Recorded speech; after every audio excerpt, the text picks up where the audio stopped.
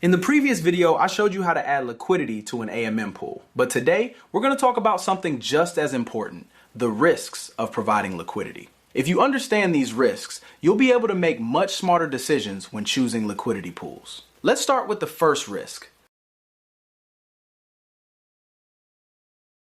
The first thing you need to think about is which pool you choose. Different liquidity pools have different trading volumes. Some pools have a lot of trading activity, while others have very little. Since most AMM earnings come from swap fees, pools with higher trading activity usually generate more fees for liquidity providers. But there's another important reason why pool selection matters. You must look at you add liquidity to a pool, you're actually investing in those tokens at the same time. In general, cryptocurrencies can be divided into two main categories. The first category is volatile cryptocurrencies. These are coins whose prices move up and down a lot. For example, Bitcoin, Ethereum, XRP, Dogecoin.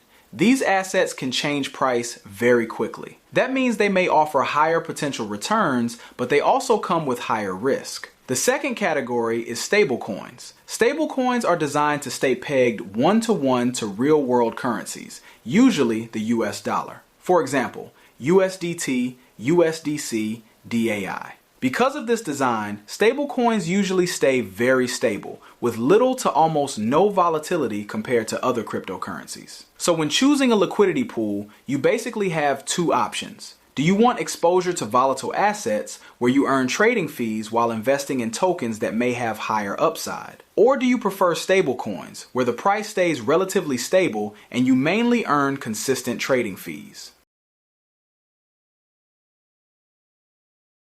The second factor to understand is the size of the liquidity pool. When more users add liquidity to the same pool, the total liquidity increases. Trading fees are distributed based on each provider's share of the pool. So if more people join the pool, your percentage of the pool becomes smaller. And when your share becomes smaller, the fees you receive may also decrease. But this relationship can also work the other way around. If many liquidity providers remove their liquidity, the total liquidity in the pool decreases. In that situation, your share of the pool may increase, which means your portion of the trading fees may also increase. So even if the pool keeps generating trading fees, your hourly earnings can still change depending on the total liquidity in the pool. That's why monitoring the size of the liquidity pool is an important part of risk management for liquidity providers.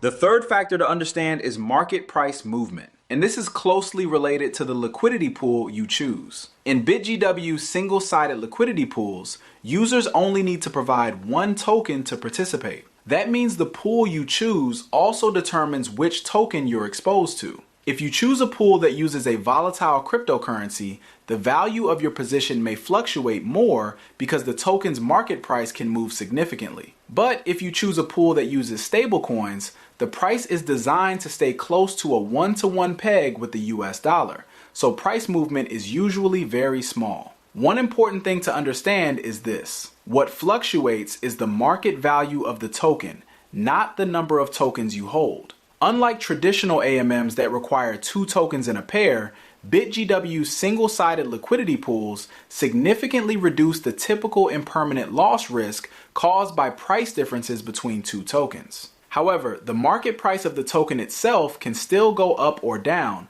which is normal for any cryptocurrency investment. Even if you simply hold the same token in your wallet, its market price would still fluctuate. So when you participate in BitGW liquidity pools, the main price risk mostly depends on the type of token in the pool you choose. That's why choosing the right liquidity pool remains a very important decision.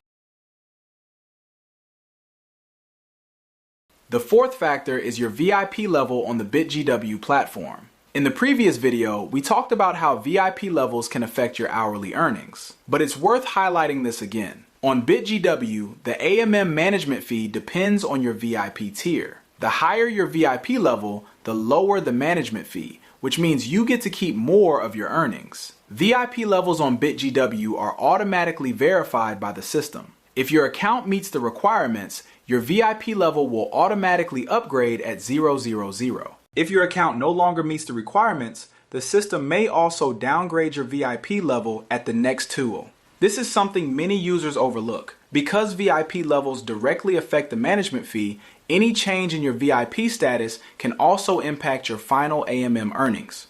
On BitGW, there are generally three main ways to reach the next VIP level. First, your own asset balance reaches the required threshold. Second, the total assets of users you referred reach the required level.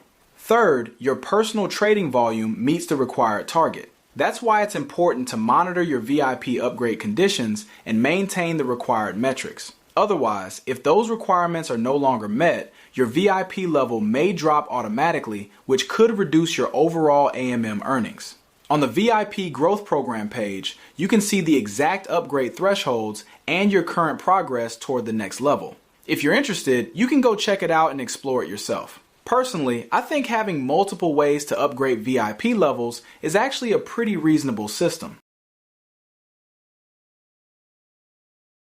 The fifth factor to consider is the liquidity unlock time when removing liquidity. This isn't exactly a traditional risk. It's more like a liquidity constraint, meaning your funds may not always be instantly accessible. On the BitGW platform, when you decide to remove liquidity from a pool, the funds are not returned immediately. After you remove liquidity, there is a 12-hour unlock period. This mechanism helps maintain the stability of the liquidity pool and prevents sudden, large withdrawals that could disrupt the system. But it also means that during this period, your funds are temporarily locked. For users who might need quick access to their capital, this is something important to keep in mind. For example, if a new investment opportunity appears, or you suddenly need funds for personal use, you may not be able to access your liquidity right away. Once liquidity is removed, there is a full 12-hour waiting period, so it's important to plan ahead. Because of this, when participating in liquidity pools, you should manage your capital allocation carefully and avoid using funds you might need in the short term. Understanding the liquidity unlock period helps you plan your funds better and avoid problems when urgent liquidity is needed.